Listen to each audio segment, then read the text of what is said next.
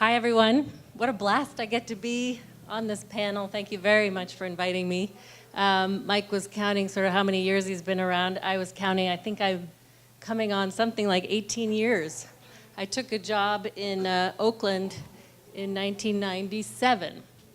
And so in starting my talk and thinking about this work, I got very reflective, and I see a lot of people I love and have known about that long out there.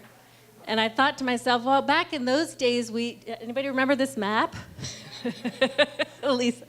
1998, the city went through a very excruciating general plan update process where it started to look at how we were going to use our land. And if you look at this, some of you may not be able to see this, you see a lot of yellow. That's housing, predominantly housing. The big purple, the port and the airport. The pink, sort of some of our business, mixed business commercial areas. And then you've got the magenta, the downtown. And getting to know Oakland back in the 90s, it was a pretty complicated place that was experiencing the throes of its history and trying to get to the next phase in its development. It was a little bit painful at times. But I bring that up because Kelly talked a lot about how do we get investment here? How do we grow these fun, uniquely Oakland industries here?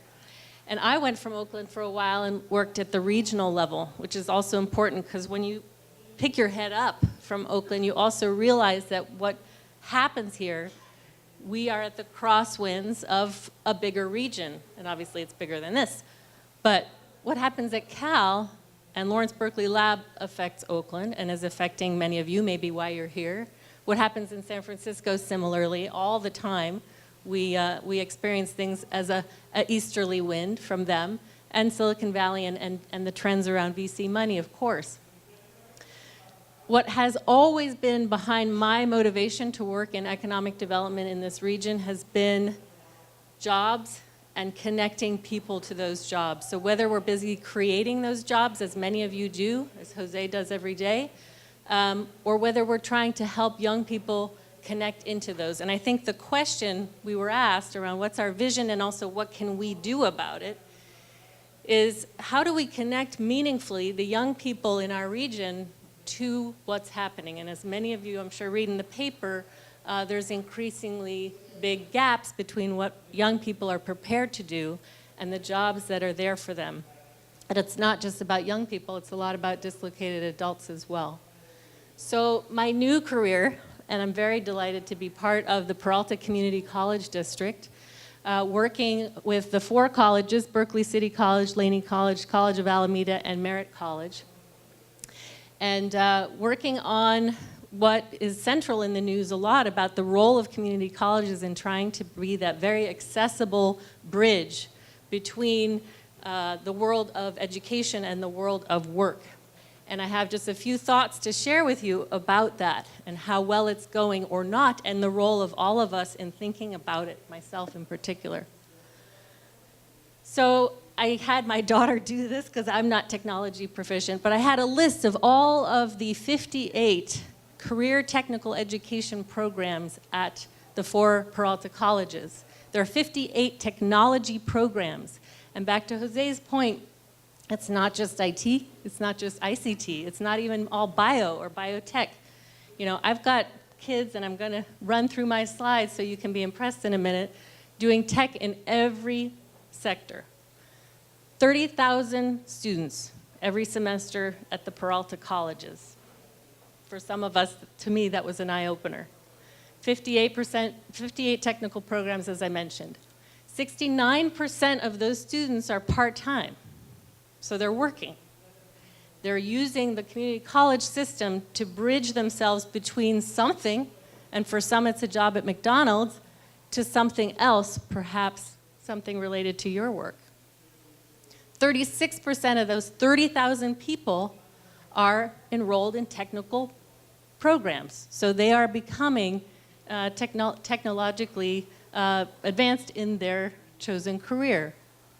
68% of Peralta students, of OUSD, Oakland Unified Secondary students, end up at the Peralta colleges. Not right away, some of them leave, go do something else, but eventually 68%. So a very exciting part of my work right now is how do we connect what's going on with career pathways in Oakland unified with the Peralta colleges. And there's a whole lot of work for any of you interested around how we connect that work to the place of work. And I see some of my dear friends at the Oakland WIB thinking that through. 16% of these students are college students. They're enrolled in a 4-year college, and they're coming to the Peralta colleges to get technical education. And 14% of Peralta students already have a bachelor's degree, and they've come back to get a technical certificate or something because they can't find a job. So I don't know if I've impressed upon you what I believe is the importance of the Peralta district and its role in facilitating an accessible tech ecosystem in Oakland. So just to run through, and I put a ton of pictures in here of our students in biotechnology, state-of-the-art facilities in downtown Berkeley, Berkeley City College, biomanufacturing, working with companies like Novartis and Genentech, Amgen, microscopy. Every single hospital needs people. This is a mouse intestine. This is a kidney.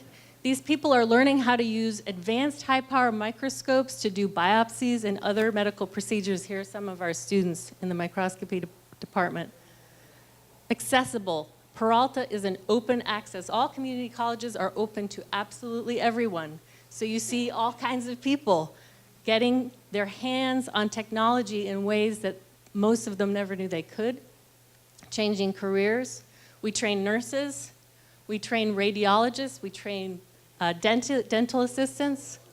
And just before I run out of time, another way to think about an Oakland tech future, if you think about the retiring baby boom and the evolution of our workforce, we are talking about 1 out of every 10 jobs probably needing an advanced degree beyond a bachelor's, 2 needing a bachelor's, and at the end of the day, 7 needing a high school degree plus some kind of technical experience or certificate or 2-year degree.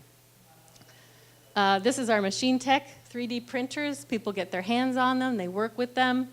We partner with all kinds of local companies and groups to get kids experience, young adults. We are training electricians, we're training all the environmental control folks. This is technology. Back to Jose's point, these are all tech jobs. Aviation, College of Alameda trains all the people who fix all the airplanes at OAK and SFO. Information, communication, we have state-of-the-art labs at Laney and BCC. BCC has connections, thankfully, with Pixar now, but you'll find many companies become skeptical until they get their hands on some of these people and realize what these programs have to offer, and this is how we're going to create access. So finally, it's about completion and getting these folks through, absolutely, a degree, a certificate. It's also about connection. And one of my messages in representing them now is really how can we do a better job connecting this incredible portal that our society has built, an open access portal to create opportunities to really become technologists, to become educated citizens, and connect them to the world of work. And that's the work to be done, in my mind, as we become partners in creating access for folks into the tech future. If we do that, we will be successful. If we do that, we will connect people to the Sunjevities, the Pandoras, and to the Children's Hospital Research Institute who cured sickle cell anemia. Thank you very much.